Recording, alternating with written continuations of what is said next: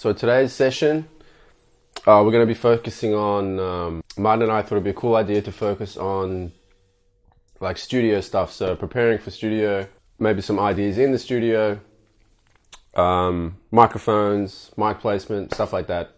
What you can do, there's some really cool stuff you can do with it actually, with the bottom side resonant head. So I'll even show you. So what I do is, to keep the wires attached to the bottom of the snare head, you can cut up the resonant head. It's just one ply, you might use two ply, whatever you use. I use an ambassador. I just cut little strips. I'll show you there. And you can use that instead of the string or whatever they provide to hold your snare wires in place. And I find that just lasts longer and it's just better and easier to tighten also.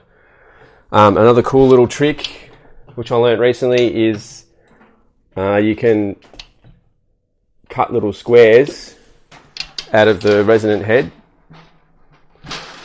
and put them on top of your moon gel, because you know how, I don't know if you guys use moon gel or any dampening, but you put it over the top of your moon gel and it just keeps your moon gel clean and stops it from going dirty.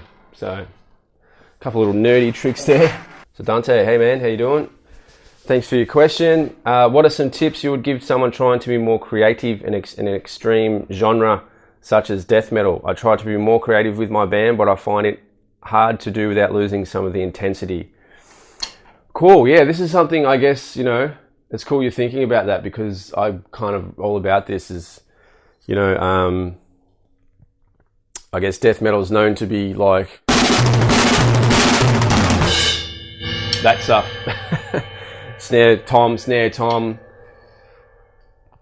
So I try to my best to try and come up with other ways to keep intensity and keep things interesting, you know. So one cool thing you can do is, I guess, try and expand your vocabulary of rudiments and stickings.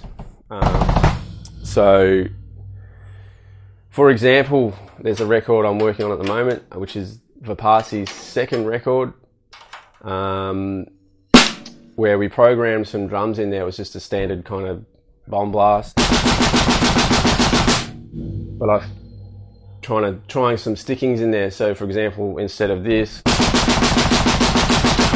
I'm going to try something like this.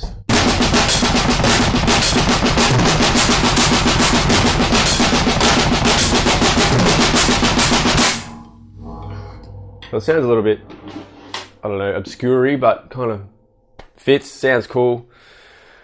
And yeah, just stickings of any sort, you know, rudiments. You'd be surprised how well rudiments can fit in, you know, death metal stuff and stuff like that. So don't be scared to give it a go.